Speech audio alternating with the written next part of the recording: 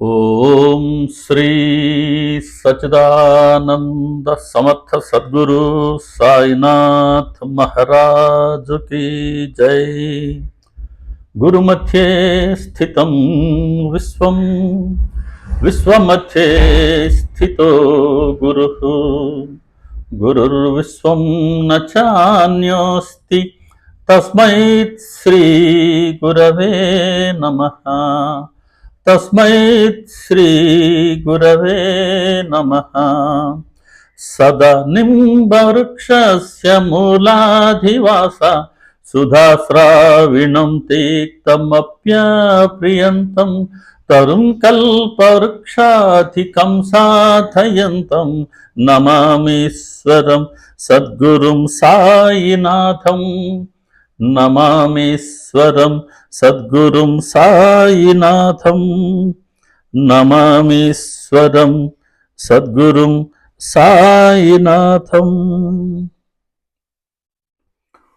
సాయి కృపతో, సాయి ప్రేరణతో, సాయి సన్నిధిలో జూమ్ యాప్ ద్వారా నిత్యము మనం జరుపుకుంటూ ఉన్న సత్సంగాల్లో జాయిన్ అవుతూ ఉన్న సాయి కుటుంబంలోని సహచర సభ్యులైన మీ ప్రతి ఒక్కరికీను, అలాగే ఈ సాయంత్రం మన అందరికీ తమ సన్నిధిని ప్రసాదించి తమ స్మరణ చేసుకునే భాగ్యాన్ని ప్రసాదించిన సమర్థ సద్గురు సాయినాథుని దివ్య పాద పద్మాలకి నమస్కారం చెల్లిస్తున్నాను.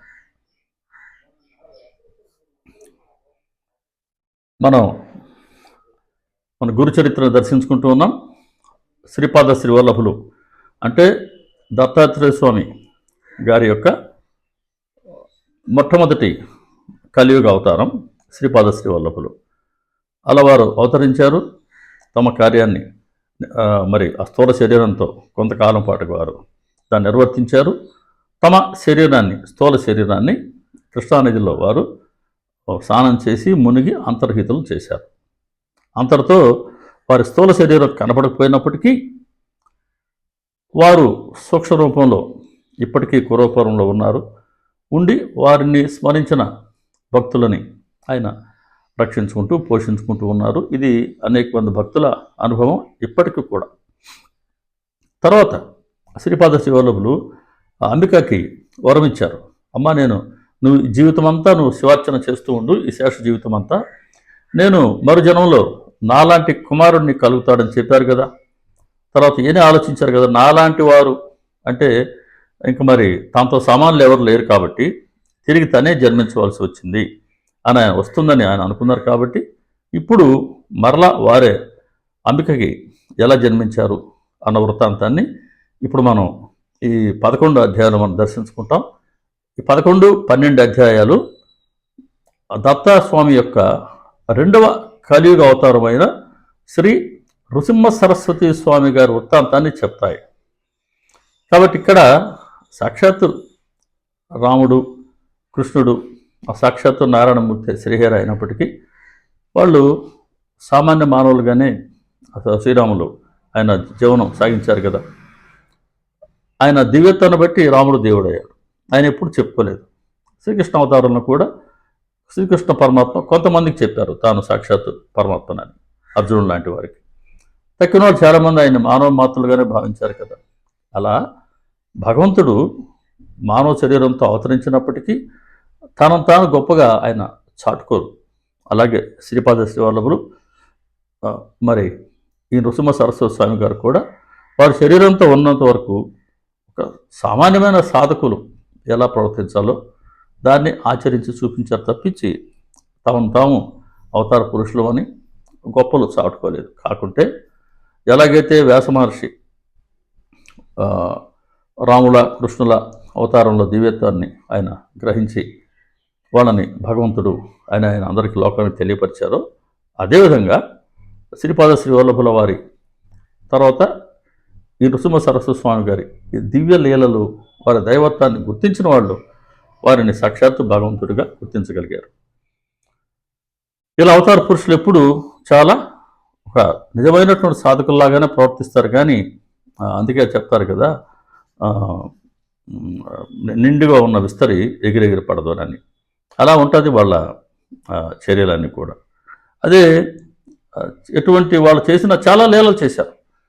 అన్ని లీలలు చేసినా కూడా ఆ లీలలన్నీ కూడా ఆర్తులను రక్షించేందుకు, అర్ధార్థులను పోషించేందుకు, అలాగే మనలాంటి సామాన్యులలో ఆధ్యాత్మిక భావాన్ని పెంపొందింపచేసి మనల్ని కూడా మోక్షోన్ముఖులను చేసే ముముక్షత్వాన్ని మనలో కలిగించేందుకు మాత్రమే ఉన్నాయి ఆ లీలలన్నీ కూడా. అంతేగాని వాళ్ళ శక్తి సామర్థ్యాలని బయటికి చూపించి లోకల్ని ఆశ్చర్యానికి గురి చేసి ఏదో ఒక రకమైన కీర్తిని మనం చేకూర్చుకుందాం అనే అటువంటి చిల్లర చమత్కారాలు వారు ఎన్నడూ ప్రదర్శించనే లేదు. బాబాగారు కూడా వారు చేసిన లీలలన్నింటిలోనూ దైవత్వం ఉన్నాయి తప్పించి ఎప్పుడు కూడా తమ కీర్తికాంక్షతో చేసిన లీలలు ఒక్కటి కూడా లేవు. ఇప్పుడు ఈ కథని ఆరంభిస్తున్నాం. నామధారకుడు అత్యంత ఆసక్తితో సిద్ధులను అడిగారు, అయ్యా దత్తాత్రేయ స్వామి తర్వాత రెండవ పర్యాయం ఎక్కడ అవతరించారు? వారు ఏ ఏ లీలలు ప్రదర్శించారు? అయ్యా మీరు ఆ భగవంతు లీలలు చెప్తూ ఉంటే నాకు ఇంకా వినాలి అన్న కోరిక కలుగుతూ ఉంది, కానీ ఇంకా తరగడం లేదు. కాబట్టి ఆ రెండో అవతార పురుషుని విశేషాలు కూడా నాకు వివరించండి అని అడిగితే, ఇటువంటి శ్రద్ధగల శ్రోత లభించినందుకు సిద్ధుడు కూడా చాలా ఆనందించాడు. కారణం ఏంటి? ఇలాంటి శ్రోత ఉంటేనే ఆ భగవంతుడి గురించి తను కూడా ప్రేమగా తనువు తీరా చెప్పుకునే అవకాశం వచ్చింది సిద్ధుడికి. సిద్ధుడు చెప్తున్నాడు, నామధారక, దీనులను ఉద్ధరించడానికి తనను తాను దత్తం చేసుకున్న పరమేశ్వరుని చేతలు యోగేంద్రులకు కూడా ఊహించడానికి కూడా సాధ్యం కావు. కనుక నేను ఎంతగా వర్ణించినప్పటికీ ఆ గాథలో అది చాలా కొద్దిగా మాత్రమే ఉంటుంది. ఆయన లీలలన్నీ చెప్పేందుకు మనం చెప్పుకోవడంతో సులువు కాదు సుమా, అయినా సరే చెప్తాను విను అని చెప్తూ శ్రీపాద స్వామి ఆదేశించినట్లు అంబిక తన జీవిత శేషమంతా శివ పూజలో గడిపారు. మరు జన్మలో ఆవిడ మహారాష్ట్రలోనే ఒక సద్బ్రాహ్మడి కుమార్తెగా జన్మించారు. తల్లిదండ్రులు ఆమెకి అంబా అని నామకరణం చేశారు. ఆమెకు పూర్వజన్మ సంస్కారం ఉంది. కారణం ఏంటి? శ్రీపాద శ్రీవల్లభుల అంటే దత్తాత్రేయ స్వామి ప్రత్యక్ష దర్శనాన్ని పొందారు, వారి ఆశీర్వాదాన్ని పొందారు. కాబట్టి వారికి అంబకి పూర్వజన్మ సంస్కారం ఉంది. కాబట్టి ఆ పూర్వజన్మ సంస్కారం వలన సౌశల్యంతో పాటుగా శివభక్తి కూడా అబ్బింది. యుక్త వయసు రాగానే మాధవ శర్మ అనే బ్రాహ్మణ యువకుడికి ఇచ్చి ఆ అమ్మాయిని వివాహం జరిపించారు. ఆయన కూడా శివభక్తుడు. అలా భర్తని సేవించుకుంటూ చక్కగా కాపురం చేసుకుంటున్నారు ఈ అంబ. 16 సంవత్సరాలు గడిచాయి. అప్పుడు వారికి సంతానం కలిగింది. ఒక కుమారుడు కలిగాడు ఒక శుభలగ్నంలో. ఆ పిల్లవాడు పుట్టగానే సాధారణంగా బిడ్డ పుట్టగానే ఏడుస్తాడు కేర్ అని. కానీ ఈ పిల్లవాడు స్పష్టంగా ప్రణవాన్ని ఉచ్చరించాడు ఓం అని. అది విన్న వారందరూ సాధారణంగా ఆశ్చర్యపోతారు కదా. ఇంకా జ్యోతిష్ శాస్త్ర తెలిసినటువంటి విద్వాంసులందరూ కూడా చూసి అబ్బాయి జాతకాన్ని, మాధవ శర్మ నీ భాగ్యం పండిందయ్యా, ఈ శిశువు సాక్షాత్తు భగవంతుడే. ఈయన మన వల్లే అంటే మనలాగా సామాన్యుల వల్లే గృహస్థాశ్రమం స్వీకరించడు, చిన్న వయసులోనే సన్యాసాన్ని స్వీకరించి జగద్విఖ్యాతిని పొందుతాడు. ఇతడి చరణాలు ధ్యానించిన భక్తులకు ఇతడు కామధేను అవుతాడు. ఇతని దర్శనం చేస్తేనే పతితులు పావనులు అవుతారు. ఈ పిల్లాన్ని కన్నారే మీకు కీర్తి ప్రతిష్టలు దివ్య సుఖాలు లభిస్తాయి అని చెప్పారు. చెప్తూ మాధవ శర్మ, ఈ బాలునికి అష్టసిద్ధులు దాస్యం చేస్తాయి, నవనిధులు పరిచారకులు అవుతాయి అని ఆశీర్వదించారు. సరే దక్షిణ తాంబూలం తీసుకుని వాళ్ళు వెళ్ళిపోయారు. ఇట భగవంతుడు మానవ శరీరంతో అవతరించినప్పుడు అష్టసిద్ధులు వారికి దాస్యం చేస్తాయి, నవవిధులు వారికి పరిచారకులు అవుతాయి. సచరిత్రలో మనం చాలాసార్లు చెప్పుకున్నాం. అష్టసిద్ధులు చేతులు జోడించుకొని బాబాగారి ముందు కూర్చొని ఉంటాయట ఆ ద్వారం దగ్గర, ఎప్పుడు బాబాగారు ఆజ్ఞాపిస్తారా అని. నవనిధులు ఆయన చరణధూళిలో పొరలుతూ ఉంటాయి. అలా ఉంటుంది భగవంతుడు అవతరించినప్పుడు వారి వద్ద ఉన్నటువంటి శక్తి. సరే, ఈ బాలుడు పుట్టిన వెంటనే ప్రణవాన్ని ఉచ్చరించాడు అనే సంగతి తెలిసి ఆయన చూడడానికి జనం చాలామంది ఆ, ఇసుక వేస్తే రాలినంతగా వచ్చేవాళ్ళట అబ్బాయిని చూడడానికి. మరి చాలా విచిత్రం కదా, పుట్టిన పిల్లాడు ఏడవకుండా ఓమని స్పష్టంగా ఉచ్చరించడం ఏంటి. అందుకని ఆ వచ్చేవాళ్ళ దృష్టి తగలకుండా ఆ తల్లి ఏదో చేతనైన ఆ, ఆ దృష్టి తీయడం లాంటి పనులు అమ్మ చేస్తుండేవాళ్ళు. ఆ అబ్బాయికి శాలగ్రామదేవ అని పేరు పెట్టారు. కానీ ఇంట్లో వాళ్ళందరూ ఆయన్ని నరహరి అని పిలుస్తున్నారు. నరహరి పేరులోనే నర ప్లస్ హరి. నరుడు అంటే అదో అజ్ఞాన బద్ధులైన మనలాంటి మానవులు. హరి అంటే అన్నిటినీ హరింప చేసేవారు హరి, అంటే బాధలన్నింటినీ హరింప చేసేవారు హరి అని. కాబట్టి మానవుల యొక్క అజ్ఞానం వల్ల కలిగిన దైన్య తాప పాపాలను పోగొట్టేవారు అని అర్థం. కాబట్టి ఆ పేరులోనే తెలుస్తుంది ఈయన అవతారమూర్తి అని, నరహరి. సరే, ఈ తల్లికి బలహీనంగా ఉండిందంట అంబ. అందుకని ఆ పిల్లాడికి ఇవ్వడానికి తగినన్ని పాలు లేవంట. కాబట్టి ఆ పిల్లవాడి కోసం ఒక మేకను కొందాం, కొని ఆ ఏర్పాటు చేసుకుందాం, లేదా పాలు పిల్లాడికి సరిపోవు కదా అని వాళ్ళు ఆలోచిస్తున్నారు. అప్పుడు ఆ పిల్లాడు తన చిన్నారి చేతులతో తల్లి యొక్క వక్షస్థలాన్ని అలా స్పృశించాడట. వెంటనే ఆ తల్లికి స్తన్యం పెళ్ళుపుకి 32 ధారలుగా కారి నేలపై పడ్డాయి. కానీ ఈ విషయం తెలిస్తే ఇంకా పిల్లాడికి అంటే బిడ్డకి దృష్టి దోషం తగులుతుందేమో అని భయపడి ఆ తల్లి ఎవరికి కూడా చెప్పలేదు. సరే, అలా పిల్లాడు పెరుగుతున్నాడు. సంవత్సరం గడిచిపోయింది, ఒక్క మాట కూడా రాలేదు. ప్రణవాన్ని ఉచ్చరించాడు కానీ ఒక్క మాట కూడా రాలేదు. సరే, మరి మాటలు రాలేదు అని జనరల్గా అనుకుంటారు కదా. కాబట్టి వీళ్ళు వచ్చి కులదేవతలను ఆరాధించండి అని కొంతమంది, సరే రకరకాల పద్ధతుల్ని చేసి చూడండి అని ఇంకొంతమంది, మర్రి ఆకుల విస్తళ్లలో బ్రాహ్మణులకు భోజనం పెట్టమని కొందరు, రావి ఆకుల విస్తళ్లలో భోజనం పెట్టించమని మరికొందరు చెప్పారట. సరే, ఆ తల్లి పాపం ఎవరేం చెప్పినా కూడా అన్నీ చేస్తూ ఉంది. లేదు, మాటలు మీరు చెప్తూ ఉండండి, అబ్బాయి చేత పలికించే ప్రయత్నం చేస్తూ ఉండండి, అలాగైనా వస్తాయేమో అని మరికొందరు చెప్పేవాళ్ళు. సరే, కొంతమంది ఏం చెప్పినా కూడా ఆయన నరహరి మాత్రం చిన్నగా నవ్వి ఊరుకునేవాడంట. వాళ్ళు ఏం మాట్లాడినా కూడా, ఎవరు అడిగినా కూడా ఓం అన్నదే ఆయన సమాధానం. కాబట్టి మాట్లాడుతున్నాడు అంటే మాట్లాడడం లేదు కానీ ఓం అని పలుకుతున్నాడు, మనం చెప్పేది వింటున్నాడు. కాబట్టి చెవుడైతే లేదు. బహుశా అబ్బాయి ఏదైనా ప్రత్యేకమైన కారణంతో మాట్లాడదలుచుకోలేదేమో అని కూడా కొందరు అనుకున్న వాళ్ళు ఉన్నారు. ఇలా సాగుతున్నాయి. అలా నరహరికి 7వ సంవత్సరం వచ్చింది. అప్పటికి కూడా ఆయన మాట్లాడలేదు. మరి పిల్లవాడు మగవాడు అయిపోతాడేమో అని తల్లిదండ్రులకి ఎంతో కలత సహజంగానే ఉంటుంది కదా. కాబట్టి ఒకరోజు అంబ అతని పరిస్థితికి కంట తడిపెట్టిందట. అది చూసి నరహరి సైగలతోనే ఆమెను వారించి పక్కనే ఉన్న ఒక ఇనప వస్తువుని తీసుకురమ్మన్నారంట. ఇనప వస్తువుని తాను ఆయన తాకారు, అది బంగారుగా మారింది. తల్లిదండ్రులు ఆశ్చర్యపోయారు. కొన్ని వేరే వస్తువులు తెచ్చారు, ఇనప వస్తువులు, వాటిని తాకారు, అవి కూడా బంగారుగా మారాయి. కాబట్టి ఈయన సామాన్యుడు కాడు, అజన్మ సిద్ధుడు అని వాళ్ళు గుర్తించారు. అయినా సరే పిల్లవాడు మాట్లాడకపోవడం గురించి వాళ్ళు బాధపడుతూనే ఉన్నారు. మరో తల్లి ఆ కుమారుణ్ణి అక్కును చేర్చుకొని తన కన్నీరు కారుస్తూ, నాయన నీ మాటలు విని ఆనందించే భాగ్యం మాకు లేదా? 16 ఏళ్ళకి పుట్టావు, నువ్వు పుట్టి కూడా ఇప్పటికి 7 ఏళ్ళు అయింది.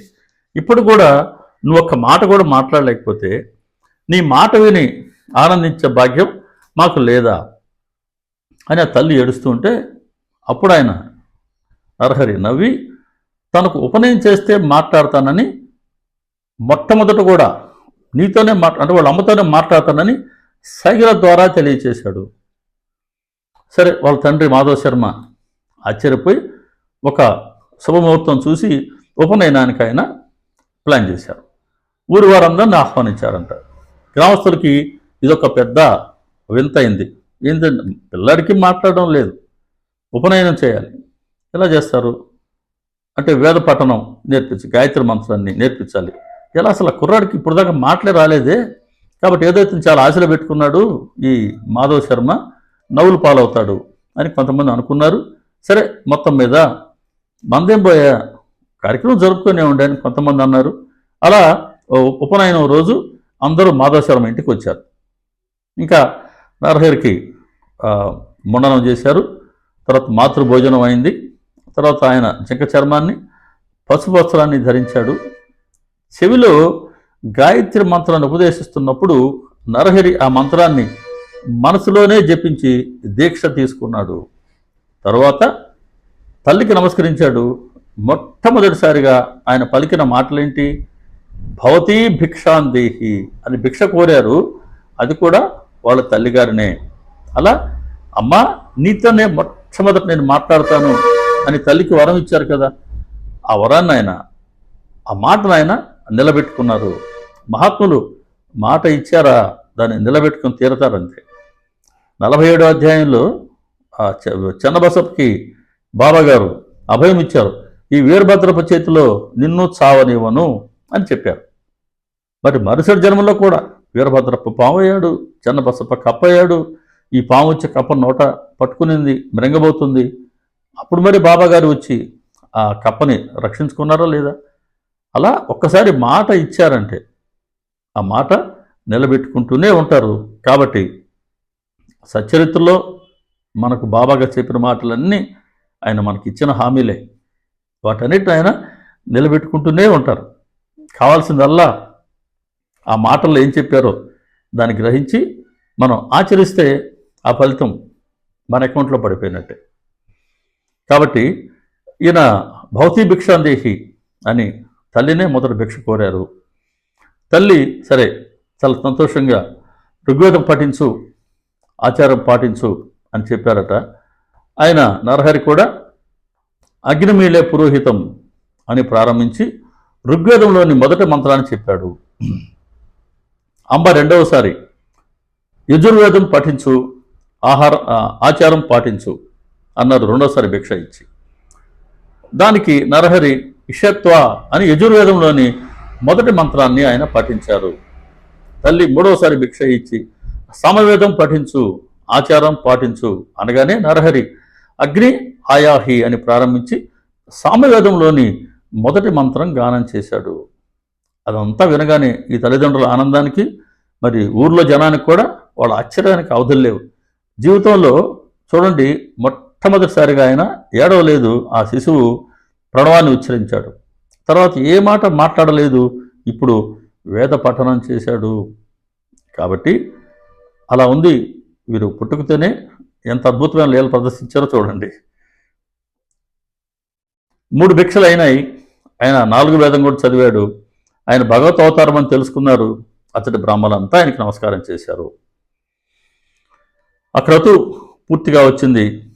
మాధవ్ శర్మ దంపతులు చాలా ఉత్సాహంగా ఉన్నారు. ఈ నరహరిని తల్లి ఆశీర్వదించింది. నాయన, ఇక నుంచి నీవు భిక్షతోనే జీవించాలి సుమా అని అనింది తల్లి. వెంటనే అతడు తల్లికి నమస్కరించి, అమ్మా మీ ఆజ్ఞ మేరకు నేను భిక్షువునవుతాను. నేను సన్యాసాశ్రమం స్వీకరించడానికి అనుమతించండి. ఎలా ఉంటుంది? 16 ఏళ్లకి కుమారుడు కలిగాడు. 7 ఏళ్ల వరకు మాట్లాడలేదు. ఉపనయనం ఈరోజు చేశారు. ఆయన నోరు తెరిచి మాట్లాడిందే ఈరోజు. వెంటనే ఏమంటున్నాడు? సన్యాసాన్ని స్వీకరిస్తాను, నాకు అనుమతించండి అని అడిగారు. ఆ తండ్రి వైపు కూడా తిరిగి అదే మాట అడిగారు. ఆ మాటలకు ఆ తల్లి నివేరిపోయింది. దుఃఖిస్తూ, నాయన ఒక్కగానొక్క మగబిడ్డవు. మేము 16 సంవత్సరాలు నీకోసం ఎదురు చూసాం. ఎన్నో వ్రతాలు ఆచరించాక పుట్టావు. తర్వాత 7 సంవత్సరాల నువ్వు అసలు మాట్లాడలేదు. ఇంతకాలానికి పరమేశ్వరుడు కృప వలన ఇదిగో నువ్వు మొట్టమొదట నీ మాటలు మాట్లాడావు, నేను విన్నాను. దానికి నేను సంతోషిస్తుంటే మళ్ళీ సన్యసిస్తానంటావేంటి? నువ్వు కనుక ఇల్లు విడిచిపోతే మా గతి ఏంటి? నీవు గృహస్థుడివై బిడ్డలు కలిగాక సన్యసించవచ్చును కదా అని బ్రతిమాలింది. అప్పుడు నరహరి తల్లిని కౌగిలించుకొని, అమ్మా నా మాట విను, వివేకంతో ఆలోచించు, ఈ వ్యర్థమైన దుఃఖాన్ని తొలగించుకో. నేను ధర్మరక్షణ కోసం అవతరించాను. నీకింకా 4 బిడ్డలు కలిగి ప్రేమతో నీ సేవ చేస్తారు. వెనుకటి జన్మలో నీవు నిష్ఠతో శంకరుణ్ణి పూజించడం వల్లనే నేను నీ గర్భాన్ని జన్మించానని చెప్పి ఆమె శిరస్సు పైన తమ చేతిని ఆయన ఉంచారు. తల్లి శిరస్సు మీద. అది శక్తిపాతం. అలా శక్తిపాతం చేయగానే ఆవిడికి తన పూర్వజన్మ వృత్తాంతం అంతా గుర్తుకొచ్చింది. అప్పుడు ఆయన శ్రీపాద శ్రీవల్లభుల వలె ఆయన దర్శనం కూడా ఇచ్చారు. తన కుమారుడే శ్రీపాద శ్రీవల్లభుడు, ఇప్పుడు ఆయన తన కుమారుడయ్యారు.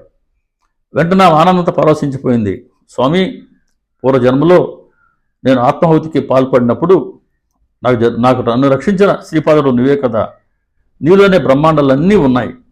అటువంటి నీవు నా గర్భాన పుట్టినందువల్ల నా భర్తృవంశం పితృవంశం కూడా పావనమయ్యాయి అని తల్లి ఆనందించింది. అప్పుడు తల్లిని ఈ నరహరి లేవదీసి, అమ్మా, ఈ పూర్వ వృత్తాంతం నువ్వు వెల్లడి చేయవద్దు, ఆ పూర్వజన్మల వృత్తాంతం ఎవరికి చెప్పొద్దు, నేను నీకు గుర్తు చేశాను అంతే. నీకు రహస్యం చెప్తాను, గుప్తంగా ఉంచు. నేను సంసారం అంటేనే సన్యాసిని, నేను చేయవలసిన కార్యాలు ఎన్నో ఉన్నాయి, అవి నేను ప్రకటించకూడదు, అవి రహస్యమైనవి. ఈ కర్తవ్యం నాకు తప్పదు కనుక నేను ఇంట్లో ఉండేందుకు వీలు పడదు, కనుక నీవు నాకు అనుమతించి నన్ను పంపించు, నాకు అనుమతిని ప్రసాదించు తల్లి అని అడిగారు ఆయన. దానికి ఈ తల్లి చెప్తున్నారు, ఆ పుత్రవాత్సల్యం ఎంతైనా, ఆయన ఎన్ని అనుభవాలు ఇచ్చినా పుత్రవాత్సల్యం తల్లికి అలాగే ఉంటుంది. తల్లి చెప్తుంది, నాయన, నీవు లోకానికి ధర్మం చెప్తావు కదా, మరి నీవు కూడా 12 సంవత్సరాలు బ్రహ్మచర్యాన్ని అవలంబించాక గృహస్థువై బిడ్డలు కలిగాక సన్యాసించి లోకానికి ఆదర్శం చూపాలి కదా, మరి ఇలా నువ్వు సన్యాసం స్వీకరిస్తే ఎలా అని అడిగితే, అప్పుడు నరహరి పూర్వ రోజుల్లో వెనకటి కాలంలో కపిలుడు తమ తల్లికి జ్ఞానోపదేశం చేసిన విధంగా తల్లికి తత్వాన్ని చెప్తున్నాడు.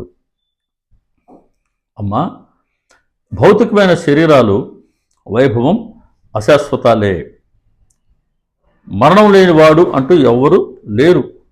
మృత్యుదేవత ఎప్పుడు జీవితాన్ని వెంటనంటే ఉంటుంది. యువకులకైనా వృద్ధులకైనా ఈ శరీరం ఎప్పుడు రాలిపోతుందో తెలియదు. ఇదే మాట కదా బాబాగారు చెప్పింది విజయానంతం 31వ అధ్యాయంలో. మృత్యువు ఎప్పుడు మన దగ్గరే మన వెన్నంటే ఉంటుందని సదా గుర్తుపెట్టుకొని ధర్మయుతంగా మనం జీవించాలి. వైభవం శాశ్వతం కాదు అన్నారు బాబా. కాబట్టి ఎంత వైభవంగా ఒక జీవుడు జీవించినప్పటికీ ఏ రోజు వెళ్ళిపోతాడో తెలియదు. కాబట్టి వైభవం శాశ్వతం కాదు, శరీరం పూర్తిగా అశాశ్వతం. మృత్యు ఎప్పుడు మన వెన్నంటే ఉంటుంది, ఏ రోజు ఎలా కబలిస్తుందో తెలియదు అని ఎప్పుడు గుర్తుంచుకో, ధర్మయుతంగా జీవించు అని బాబా గారు ఆ రోజు అక్కడ చెప్పినట్టే అదే మాట ఇక్కడ నరహరి తమ తల్లికి చెప్తున్నారు. అప్పించిన వాడు తనిచ్చిన గడువు ఎప్పుడు తీరిపోతుందా అని లెక్క పెట్టుకుంటున్నట్లు కూడా మృత్యుదేవత మానవుల జీవిత కాలాన్ని లెక్క పెడుతూ ఉంటుంది. రాత్రి పగలు అన్నవి మానవుడు ఆయుర్దాయాన్ని క్షీణింపజేస్తూ ఉంటాయి. ఈ శరీరం, భార్య బిడ్డలు, గృహం, ధనం, ఈ జీవితం, వైభవం అశాశ్వతం అని మరచి అవే ప్రధానం అనుకుని జీవించేవారు పశువుల వంటి వారు. లోతుగా మనం ఆలోచించాల్సిన మాట. కనుక ధర్మాచరణం ఒక్కటే మానవుల కర్తవ్యం. అలా కాక మృత్యువును జయించిన వారు మాత్రమే నీవు చెప్పినట్లు విరామంగా జీవించవచ్చు అని ఆయన చెప్తూ, ఈ కలియుగంలో మానవుడికి ఆయుర్దాయం 100 ఏళ్ళు. అందులో సగకాలం నిద్రలోను బాల్యంలోను పరాధ్యానతల వల్ల కొంతకాలం గడిచిపోతుంది. ఇట్టి జీవితంలో ప్రాప్తించే సంపద క్షణకాలం ఉండి వాడిపోయేది. ఇంకా కాలచక్రం ఎంతటి శక్తివంతం అంటే, కాలచక్రం గర్భంలోని పిండములను, శిశువులను, బాలులను, యువకులను, విఘ్నులను, దేవతలను, సర్వజీవులను కూడా మృంగివేస్తూ ఉంటుంది.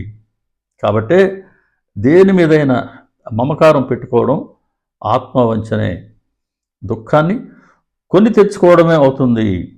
కాబట్టి అసలు ఈ శరీరంపై మమకారం పెంచుకోవద్దన్నారు బాబా. శరీరాన్ని నీ దాసివాళ్ళు చూడు అంతే, తగుమాత్రం ఆలనా పాలనా చేయి. శరీరాన్ని తగుమాత్రం ఆలనా పాలనా చేసి అదిగో నువ్వు అనుక్షణం ఆధ్యాత్మిక జ్ఞానాన్ని పొందేందుకు ఈ శరీరాన్ని ఉపయోగించుకో. అంతేగాని శరీరంపై మమకారం పెంచుకున్నావా, నువ్వు శరీర భ్రమకు లోనైపోతావు. ఇంకా నువ్వు ఆ బంధం నుంచి బయటపడలేవు, జాగ్రత్త. కాబట్టి శరీరంపై భ్రమను ఎదుర్కోమని అక్కడ బాబాగా చెప్పినట్లే ఇక్కడ కూడా నరహరి చెప్తున్నారు. దేనిపైన కూడా మమకారం పెట్టుకోవడం ఆత్మవంచనే, దుఃఖాన్ని కొని తెచ్చుకోవడమే అవుతుంది. శరీరం అంటే బయట చర్మం ఉంటుంది, లోపలంతా కూడా ఎముకలు, రక్తమాంసాలు ఇవే కదా ఉండేది. శరీరం జడము, నశ్వరము, ఆత్మ చిత్స్వరూపము, శాశ్వతము. దానికి సుఖదుఖాలు లేవు, ఉన్నాయనుకోవడం అజ్ఞానం మాత్రమే. కాబట్టి సద్గురు కటాక్షం వలన మానవుడు ఏది నిత్యం ఏది అనిత్యం అని గ్రహించి ఈ భ్రమను లేదా మాయను అధిగమించాలి. ఉత్తమమైన మానవ జన్మ ఎత్తి కూడా ఆత్మకు శ్రేయస్సును చేకూర్చుకోలేనివాడు నిజమైన ఆత్మవంచకుడు, ఆత్మఘాతకుడు, బ్రహ్మఘాతకుడు కూడా. కాబట్టి శరీరం రాలిపోకముందే మానవ జన్మ యొక్క లక్ష్యమైనట్టి ఆత్మ దర్శనం అనే దానికోసం ప్రతి క్షణాన్ని వినియోగించుకోండి అన్నారు బాబా. శరీరం రాలిపోక తప్పదు. ఆ రాలిపోయినంత వరకు కూడా ఎటువంటి అలసత్వం లేకుండా మానవ జన్మకు లక్ష్యం ఏంటి? ఆత్మ, నేను ఆత్మని ఆత్మసాక్షాత్కారమే. అలా ఆత్మసాక్షాత్కారాన్ని పొందేందుకు ప్రయత్నిస్తూనే ఉండు. అలా ఎవరైతే ప్రయత్నిస్తుంటాడో వాడే వివేకవంతుడు అన్నారు బాబా. కాబట్టి అలసత్వం పనికిరాదు. ఎందుకంటే మళ్ళీ మానవ జన్మ ఎప్పుడు వస్తుంది? 84 లక్షల జీవరాశి మనలాగా పుట్టి పెరిగి మరణించేది. ఒక్కసారి భగవంతుడి అనుగ్రహం, ఒక్కసారి మానవ శరీరం ఇచ్చారు. దీన్ని సద్వినియోగం చేసుకొని కనీసం మనిషిగానైనా పోతే మళ్ళీ మనిషిగా జన్మించవచ్చు. వెంకటేశ్వర స్వామి గారు చెప్పినట్టుగా అసలు మనిషిగా కూడా పోలేకపోతే ఇంకెటువంటి, అదిగో మేకల, పాముల, కప్పల, ఎటువంటి హీన జన్మలకి మనమే బాటలు వేసుకున్న వాళ్ళం అవుతాం. కాబట్టి చాలా అరుదుగా వచ్చేటువంటి ఈ మానవ జన్మని ఆత్మశ్రేయస్సు కొరకు వినియోగించుకోకపోతే అటువంటి వాడు నిజమైన ఆత్మవంచకుడు, ఆత్మఘాతకుడు, బ్రహ్మఘాతకుడు కూడా. భగవంతుడు శరీరాన్ని ఇచ్చినందుకు సరిగ్గా వినియోగించుకోకపోతే భగవంతుడు కూడా మనం ద్రోహం చేసినట్లే. అమ్మా, ఈ మాట సామాన్యుల విషయంలోనే ఇంత వాస్తవమైతే నేను కారణజన్ముడినైతేనే మరి నాకేది కర్తవ్యం? విషయ సుఖాలు వదలలేని వారికి నీవు చెప్పినట్లు గృహస్థాశ్రమం తర్వాత సన్యసించడం అనేది ఒక క్రమం ఉంది. నాకు అటువంటి విషయవాసనలు లేవు కదా. కనుక ధీమంతుడైన నాకు ఎట్టి విఘ్నాలు రాజాలవు. నేను బ్రహ్మచర్యాశ్రమం నుండే సన్యాసం తీసుకుంటాను. కాబట్టి బ్రహ్మచర్యం నుంచి గృహస్థం, వానప్రస్థం నాకు అక్కర్లేదు. నేను బ్రహ్మచర్యం నుంచి నేను నేరుగా సన్యాసం తీసుకుంటానమ్మా. నన్ను ఎప్పుడు నువ్వు ధ్యానిస్తూ ఉండు, సంసారాన్ని నువ్వు దాటగలవు అని అప్పుడు శ్రీకృష్ణుడు, బాలకృష్ణుడు యశోదకు తన విశ్వరూపాన్ని చూపినట్లుగా ఇక్కడ తల్లికి నరహరి విశ్వరూపాన్ని చూపించారు. ఆయన ప్రసాదించిన యోగ దృష్టితో ఆ మూర్తిని ఆమె కళ్ళార చూసి ఇలా అంటూ ఉంది, స్వామి, నీవు పుట్టుక లేనివాడవు, బ్రహ్మాండాలన్నీ నీలోనే ఉన్నాయి. బ్రహ్మకు కూడా నీ గుణరూపాలు కొంచెమైనా తెలియరానివి. మాయామోహితురాలనైన మానవ స్త్రీని నాకేలా తెలుస్తాయి? ఈ కాస్త జ్ఞానమైన నీవు అనుగ్రహించిందే. నీవు సత్య సంకల్పుడువు కనుక నీ సంకల్పాన్ని నేను అడ్డు చెప్పను. శ్రీపాద శ్రీవల్లభులు ఆ రోజు చెప్పారు, నేను నీకు జన్మిస్తాను, కానీ అప్పుడు కూడా పుత్రవాత్సల్యంతో నువ్వు నా మాట కట్టుబడి ఉండాలి అని నువ్వు ఆ బిడ్డని కట్టడి చేయకూడదు. ఆ బిడ్డ ఏ సంకల్పిస్తే ఆ సంకల్పాన్ని నువ్వు నెరవేర్చాలని ఆ రోజు చెప్పారు ఆయన. అదే మళ్ళీ ఇక్కడ చెప్తున్నారు ఈ తల్లి కూడా. నీ సంకల్పానికి నేను అడ్డు చెప్పను. లోకహితం చేయటానికి అవతరించిన నిన్ను నా పుత్రుడు అని తలచి ఇంట కట్టిపెట్టుకోవడం తగదు. అయినా సరే ఇప్పుడు నువ్వు దివ్య రూపం చూపించావు కదా, ఈ దివ్యమైన ఆకారం నా మనసులో స్థిరంగా ఉండేటట్టు నన్ను అనుగ్రహించు. నాకింకా మరి పుత్రులు కలుగుతారు అన్నావు కదా, మాకింకా ఒక్క బిడ్డ పుట్టేంత వరకు నువ్వు ఇక్కడే ఉండు. మరి ఎవరు లేకుండా పోవడం కాదు కదా, 4 బిడ్డలు పుడతారు నువ్వే చెప్పావు. కాబట్టి కనీసం ఒక్క బిడ్డ పుట్టేంత వరకు నువ్వు ఇక్కడే ఉండు. ఆ తర్వాత నువ్వు సన్నిసించవచ్చు. అప్పటి వరకు నువ్వు సన్నిసించేందుకు నేను అనుమతించను. నువ్వు కనుక నా మాట వినకుండా వెళ్ళిపోతే నేను మరణిస్తాను, నిన్ను విడిచి నేను బ్రతకలేను. మరి ఆ తల్లి చెప్పిన రీజనబుల్ కదా, 4 బిడ్డలు కలుగుతారు అన్నావయ్యా, కనీసం ఒక్క బిడ్డ పుట్టేంతవరకైనా నువ్వు మాతో ఉండు, ఆ తర్వాత నీకు అనుమతిస్తాను అని చెప్పారు. అప్పుడు శ్రీహరి చెప్తున్నాడు నరహరి, అమ్మా నీకు ఒక్క సంవత్సరంలోగా కవలలు పుడతారు, అంతవరకు ఉంటాను నేను, కానీ ఆ తర్వాత నా సంకల్పానికి నువ్వు అడ్డు చెప్పకూడదు అని తల్లి దగ్గర మళ్ళీ మాట తీసుకున్నారు. సరే, అప్పటి నుంచి ఆయన సాక్షాత్తు భగవంతుడే అన్న జ్ఞానంతో స్వామిని దంపతులు ఇద్దరు వాళ్ళు సేవించుకుంటున్నారు. ఆయన ఎంతోమంది కాడు వేదాలు బోధించేవారు, పామర్లకు ధర్మ సూక్ష్మాలు చెప్పేవారు. ఇలా సంవత్సరం గడిచింది. అమ్మకి కవలలు పుట్టారు, 2 మగపిల్లలు పుట్టారు. వారికి 3 నెలల వయసు రాగానే ఒకరోజు అమ్మ పిల్లల్ని ఆడిస్తుంటే నరహరి వచ్చి, అమ్మ నేను చెప్పినట్లు వీరిద్దరూ పుట్టారు, నీకు ఇంకా 2 కొడుకులు 1 కూతురు కలుగుతారు, నీ కోరిక ఫలించింది, నేను నా మాట నిలబెట్టుకున్నాను కనుక నీవు ఇచ్చిన మాట ప్రకారం నాకు నువ్వు అనుమతిస్తే నేను తీర్థయాత్రలకు బయలుదేరుతాను, అయితే నీవు మాత్రం నన్ను సంతోషంగా సాగనంపాలి అని అన్నారు ఆయన. మహాత్ములు ఎప్పుడు కూడా వాళ్ళ కర్తవ్యం ఏదైతే ఉందో దాని మీదే వాళ్ళ మనసు ఉంటుంది, సావధానంగా దాని మీదనే మనసును ఉంచుతారు, సమయం వృధా చేయడం వారికి ఇష్టం ఉండదు. అప్పుడు తల్లిదండ్రులు ఆయనకి నమస్కరించి, అయ్యా మేము ఇంతవరకు మాయలో తగులుకొని నీవు మా బిడ్డవు అనే భ్రాంతిలో ఉన్నాం, అయ్యా మా బిడ్డవ నీ ఎప్పుడైనా నిన్ను కనుక నిష్ఠూరులు ఆడి కనుక ఉంటే మమ్మల్ని క్షమించు, నీవే మా కులదైవం అని ఇప్పుడు మేము తెలుసుకున్నాం, మా వంశాన్ని ఉద్ధరించడానికే నేను ఇక్కడ జన్మించావు, నీవు మా రక్త మాంసాలు పంచుకోవడం ద్వారా మా దేహాలు కూడా పవిత్రమైనాయి, ఇక ముందు ముందు మా గతి ఏమిటి, మరలా మీ దర్శనం మాకెప్పటికీ లేకుండా ఉంటే మేము ఎలా జీవించగలం అన్నారు. అప్పుడు నరహరి చెప్పాడు, మీరెప్పుడు నన్ను ధ్యానించండి, మీకు మళ్ళీ జన్మంటూ ఉండదు, అమ్మా నీకు నన్ను చూడాలి అని అనిపిస్తే నన్ను స్మరించు, తక్షణమే నేను నీకు దర్శనం ఇస్తాను, 30 సంవత్సరాల తర్వాత నేను మళ్ళీ మీ వద్దకు వస్తాను అని చెప్పారు. ఇలా తల్లిదండ్రుల వద్ద ఆయన అనుమతి తీసుకున్నారు. తలపై శిరస్త్రాణం, కౌపీనం, కాషాయాంబరం, చేత దండం ధరించి చిరునవ్వులు ఒలికిస్తూ ఆయన మహాసంతోషంగా బయలుదేరాడు. 9 సంవత్సరాల పిల్లవాడు సన్యసించి ఇంటి నుంచి బయటకు వెళ్ళిపోతున్నాడు. ఊరి వాళ్ళందరికీ ఇదొక మళ్ళీ వింత, అరే ఆ తల్లి ఎలా అనుమతించింది అని ఆశ్చర్యపోయారు. కొందరు లేదులే ఆయన అవతారమూర్తి, ఆయన కన్న తల్లిదండ్రులు ధన్యులు, ఇంకా ఊర్లో ఉండే సాధువులు ఆయనకి భగవంతుడైన భావంతో నమస్కరించారు. ఆ గ్రామస్తులంతా ఆయన కూడా కొంత దూరం వెళ్ళి ఆయన వీడ్కోలు పలికి వెనక్కి తిరిగి వచ్చారు. తల్లిదండ్రులు ఇంకాస్త దూరం వెళ్ళారు, బిడ్డ కదన్నా కూడా ఇంకో దూరం వెళ్ళారు. అక్కడ నరహరి వాళ్ళకి తెల్లగా కర్పూరంలాగా ఉన్న తమ దత్తాత్రేయ స్వరూపాన్ని, తర్వాత శ్రీపాద శ్రీవల్లభుల రూపానికి కూడా ఆయన వారికి దర్శనమిచ్చారు. వాళ్ళు అప్పుడు చెప్పారు తల్లిదండ్రులు, మా జన్మలు ధన్యమయ్యాయి, మీరు దయతో మాకు మళ్ళీ దర్శనం ఇవ్వాలి అని కోరుకోగా, సరే తప్పకుండా మళ్ళీ దర్శనం ఇస్తానని మాట ఇచ్చారు. వాళ్ళని వెనక్కి పంపారు. ఆ దివ్య దర్శన ప్రభావం వలన ఇప్పుడు వాళ్ళు పుత్ర వ్యామోహాన్ని మరిచారు, భక్తి భావంతో వెనుకకు మరలేరు. ఇక నరహరి ఇంకా మరి ఇంకా ఆయన ఇంటి నుంచి బయలుదేరి బద్రీనాథ్ దిక్కుగా బయలుదేరారు. మొట్టమొదట ఆయన వారణాసికి వెళ్ళారట, కాలినడకే కదా. వారణాసికి వెళ్ళారు, గంగలో స్నానం చేశారు, ఆత్మస్వరూపుడైన విశ్వనాథుని దర్శించారు. అక్కడ ఆయన ఒక యోగ్యమైన స్థలంలో ఉండేవాళ్ళు, వజ్రాసనం వేసుకునేవాళ్ళట, ప్రాణాయామం చేస్తూ ఆయన సాధనలో ఉండేవాళ్ళు.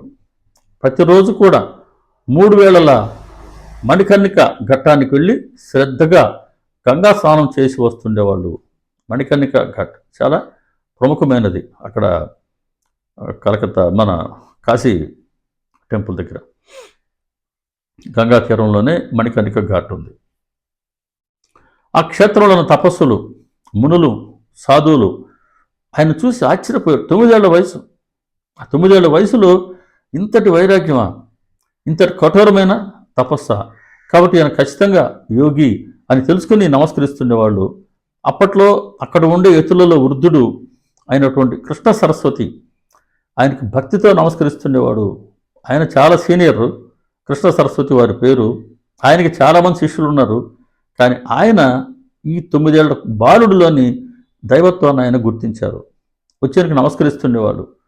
ఆయన సాక్షాత్తు అవతార పురుషుడని, సన్యాస మార్గాన్ని పునరుద్ధరిస్తాడని,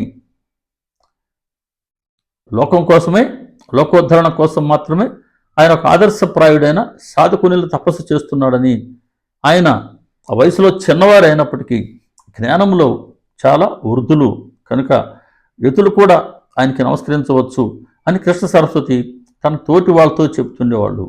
కాబట్టి అదిగో ఆ వయసును చూసి చిన్నవాడు అనుకోవద్దు.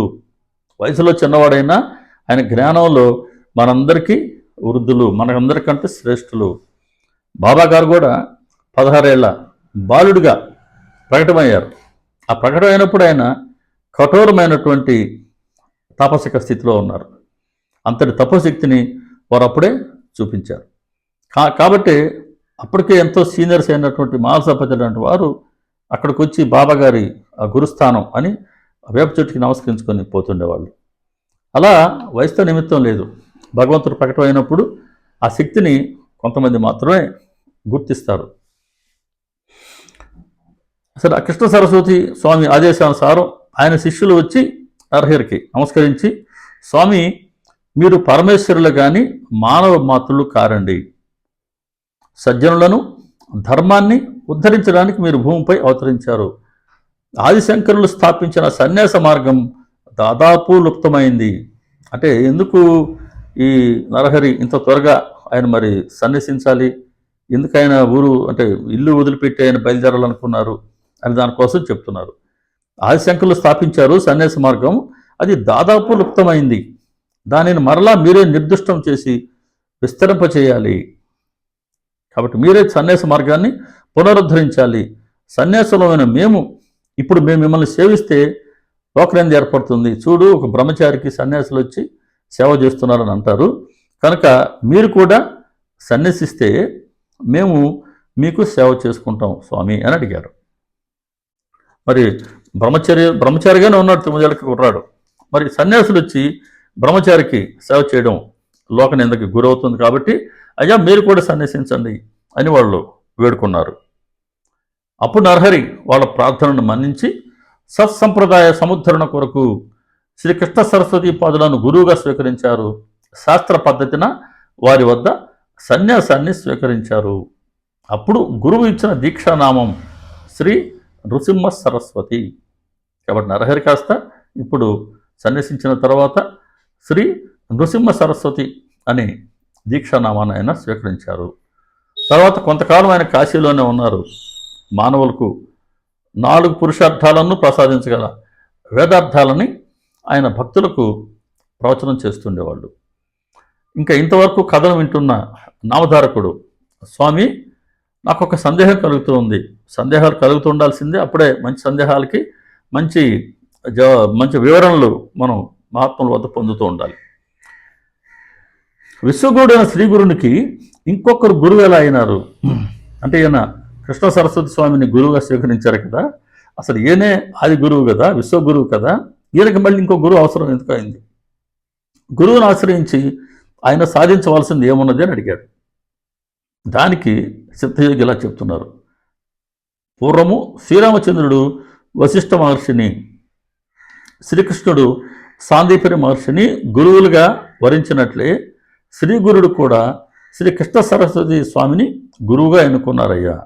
ఈ గురు సంప్రదాయం అనాది నుంచి ఉన్నది. దీనికి మూల పురుషుడు సదాశివుడి శిష్యుడు విష్ణువు, విష్ణువు శిష్యుడు బ్రహ్మదేవుడు, అటు తర్వాత ఆ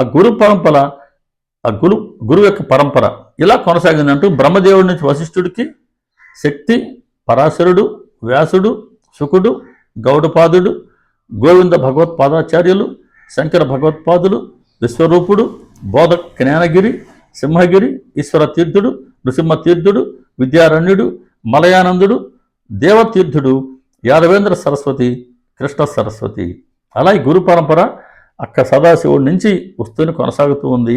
ఇదొక సత్సంప్రదాయం.